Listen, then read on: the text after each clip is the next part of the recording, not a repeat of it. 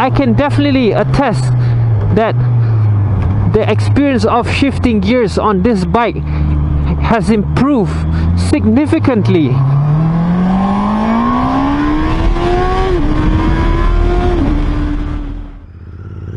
Shifting gears.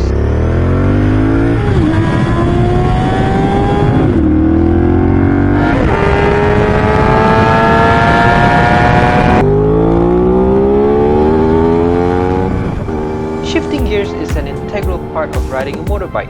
Unless you have a bike that doesn't require you to do so, such as a scooter, going through gears is just part of riding for you to get the power you want, increase speed, and even downshift to slow down using the engine braking, like this.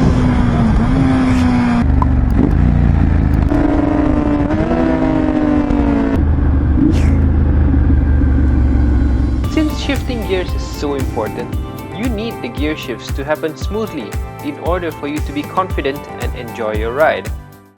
This is my Honda CB650R, and I love this bike. It is an awesome bike in my opinion. Not just saying that because I own it, I genuinely enjoy it as it fits me. However, that doesn't mean it's perfect. It's far from perfect, as it has its own flaws like most bikes do. Previously, I made a video highlighting the 6 bad things about this bike, in which number 4 is the false neutrals. Another thing I find annoying about this bike is the false neutral. It's really easy to get a false neutral out of this bike. Click on this link here if you want to watch that video. It's not just false neutrals per se. Actually, over time I realized that the gear shifts are a bit vague, which results in a few false neutrals. Don't get me wrong, it's not a big deal at all. I'm just nitpicking here. However, I've learned how to minimize it, which is by making sure that I put in some force during gear shifts and properly give it a solid clunk during gear shifts. But from time to time, it still happens. A scary moment was a false neutral which occurred during a U-turn. And it's dangerous because you risk losing balance in the middle of a U-turn when you are leaned over, as you don't have enough power to throttle out of the lean during false neutrals. In this video, I'm going to show you how to improve gear changes on my Honda CB650R and hopefully eliminate false neutrals as well. All that can be achieved through installation of this small device called the Racetorx Shift Support. I got to know this product from the CB650R Facebook group, where a few owners have installed it on their bikes and highly recommended it. At first, I thought it was a bit pricey to spend around 50 British pounds for a small device. But if you're on a bike, you shift a lot, and the more I think of it, shifting is an integral part of riding, and this product could be a solution that will improve gear shifting experience of riding the bike. So I decided to try it out myself. I ordered it, and a few weeks later it arrived with a pack of Haribos, which is cute. In the packet, there is the shift support itself, as you can see here, a screw to fasten the shift support to the bike, which requires a 5mm Allen wrench, and of course, the pack of Haribos. Racetorx is based in the UK and specializes in quite a few niche bike parts. You should definitely check out their website. I'll paste the URL in the description below. There's an option of materials you can choose from, which is aluminium and titanium. Titanium being more expensive, I chose the aluminium. For aluminium, you can choose a few colors. I went with the red in hoping it matches the fuel tank. Let's zoom into the shifter area. By the way, I just got these really cool Style Martin riding boots. Looks awesome, doesn't it? Anyways, back to the shifter. The shift support will be installed here at the shift shaft behind this spindle. You just need to bolt it over here. What it does is that it stiffens up the gear shaft so it doesn't flex as much. It flexes because it comes up pretty far out of the engine casting. When you want to shift gears, your foot applies force, therefore torsion flex occurs into the spindle, which will tend to flex the shaft. We want to minimize that flex and make everything more precise. The shift support is supposed to stop any lateral movement in the countershaft when you're shifting, and therefore give a more positive shifting experience, according to the website. Alright, enough talking, let's install this bad boy. How hard can it be? First, you unscrew the gear spindle, and it's best that you put a marking so you reinstall it back into the same place. There's a factory bolt that holds onto a U-shaped ring. You need to remove this.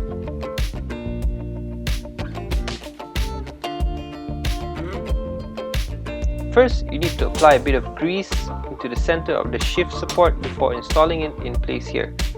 By the way, I noticed only recently Racetorx included a small amount of grease for you when you make the purchase. As for me, when I bought the shift support, it didn't come with the small packet of grease, so I had to buy my own tub of grease. Not sure when I'm going to use the rest of it. Anyways, now I have a tub of grease. Okay, back to the installation. Remember to use the bolt that came with it.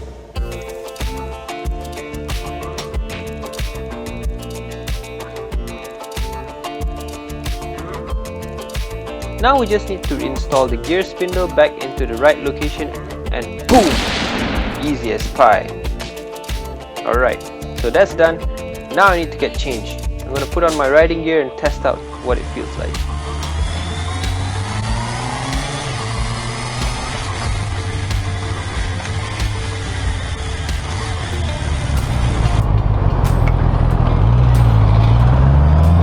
Alright guys, I'm on the bike now. I'm gonna ride around and feel the difference of the Racetorx Shift Support.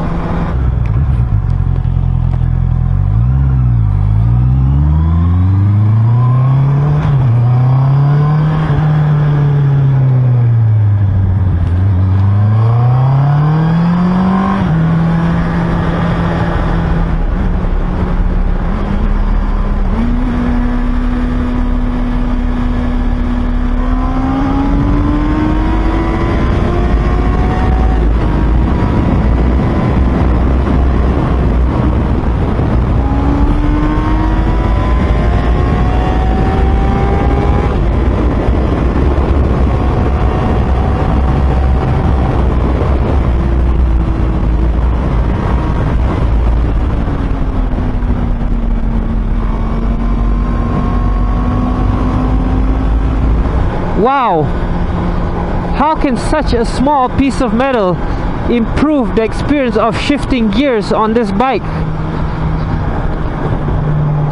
That is amazing. I can definitely attest that the experience of shifting gears on this bike has improved significantly.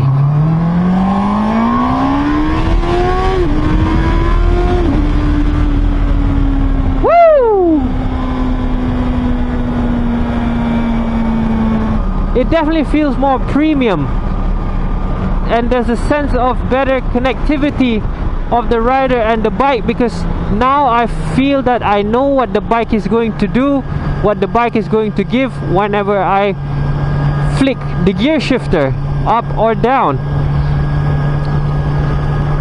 Wow, amazing.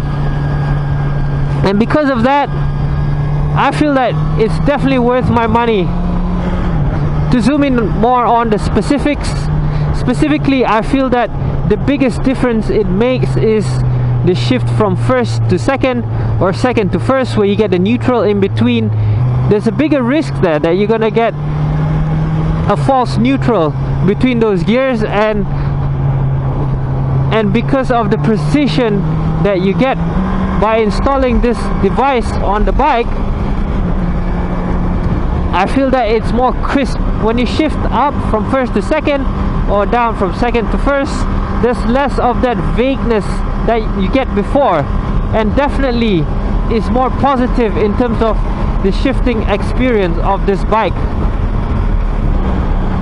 About the other gears, shifting from second to third, third to fourth, and fourth to fifth, and so on, I don't tend to get false neutrals in those gears because of my other bike, which requires me to give a firm shift. It's a bit more demanding. Therefore, when I ride this bike, I automatically have been trained to shift firmly, and that doesn't mean there's no improvement. The improvement in those gears is that it's more crisp and more precise, and I definitely know what it's going to give. I definitely feel more connected to the bike when I shift gears. It's just more precise, and there's less of that free play or that soft gray area, what I call it, the vagueness that I mentioned earlier in this video. And for that, well done Racetorx for addressing this issue that has been plaguing Honda motorcycles over these years. I say over these years because this Racetorx Shift Support is actually a universal unit that can be installed on other Honda models as well. I can see there's a list of models that you can fit this to. That means Honda knows that this is a recurring issue and they haven't addressed it. I don't know why. Maybe they want to keep the Racetorx guys in business. That's good for the guys and girls who are at Racetorx.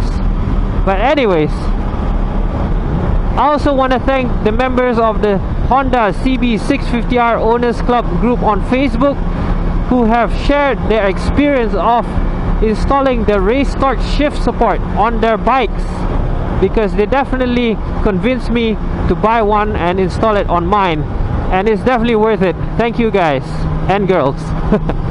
There are girls in that group as well. If you don't ride a Honda CB650R or Honda CBR650R, this could be an issue on your bike as well.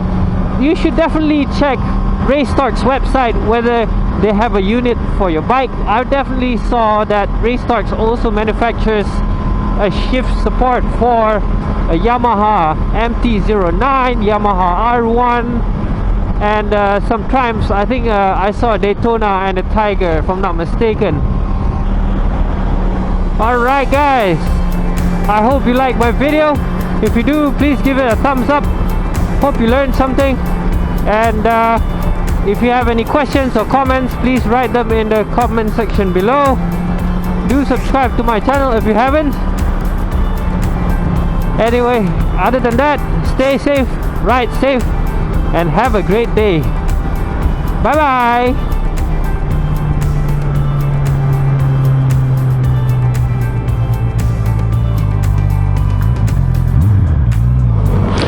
I don't tend to get good gas mileage with this bike compared to other riders. Maybe because I like to ring the throttle all the time.